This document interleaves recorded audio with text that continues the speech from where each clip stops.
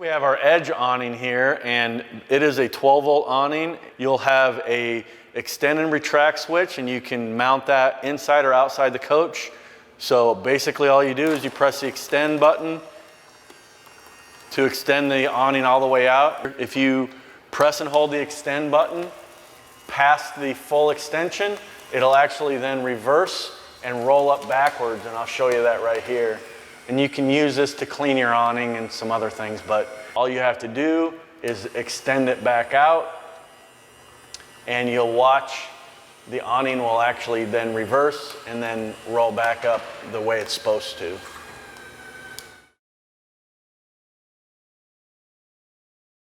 To begin a visual inspection of the awning, you're going to want to start by making sure that the head assemblies are attached to the end caps. And you do this by taking a look at this wax screw that goes through the end cap and attaches to the drive shaft of the head assembly. Now what you're going to be looking for is that 1/8 of an inch between the head of the screw and the end cap. This avoids compromising the integrity of the screw. Next, let's make sure that the awning fabric is secured inside the awning rail. Now what you're looking for here is to make sure that the polycord and the awning fabric is inside this awning rail. And you're going to take it a step further and make sure that these number 6 1/2-inch hex screws on both sides of the awning are fastened through the awning rail and the polycord. And it is 1 inch from the edge of the awning. What this does is it secures the awning from moving left and right when you're extending and retracting, because if that happens, it'll bunch up on one of the ends. Then you're going to check for proper installation of the mount arms. So how you do that is you take a look at the top here on both sides and make sure you have 2 fasteners up here.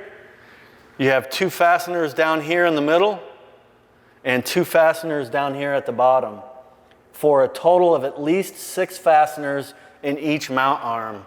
Now, the fasteners can be different depending upon the skin of the unit.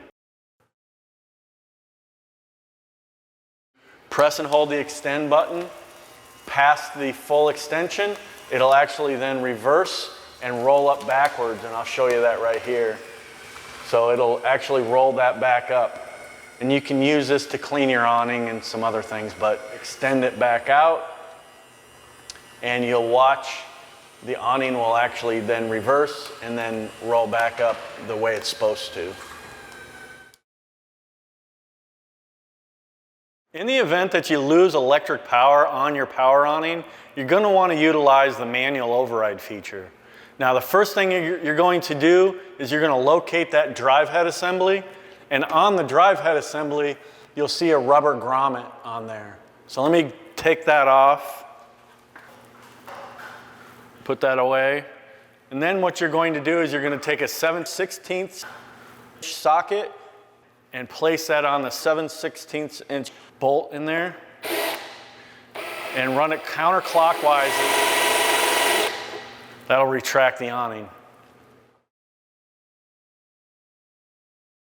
So if you need parts for the support arm or hardware for the support arm, you're going to provide us this item number on the awning label located on the mount arm. Now specifically, you can replace the strut or the pitch arm. Everything else, if it's damaged, you'll have to replace the whole support arm. Now over here on the awning roll tube, there will be a awning label on there, and we're going to need that variant code when you guys call in. So bringing that variant code, that gives us the information specific to that awning, like awning size, fabric size, that type of thing.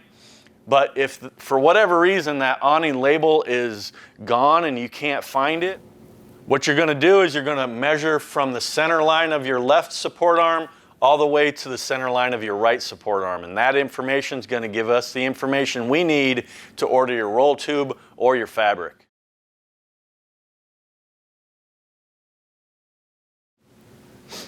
In order for the customer to maintain the fabric on their awning, they're going to need to do a little preventative maintenance. Now, If the customer is at a campsite and it's raining and they have to roll it up wet, what they're going to do is they're going to, at one point or another, it's going to dry up. They're going to extend that out and let the awning dry, and then they can retract it and store it for periods of time.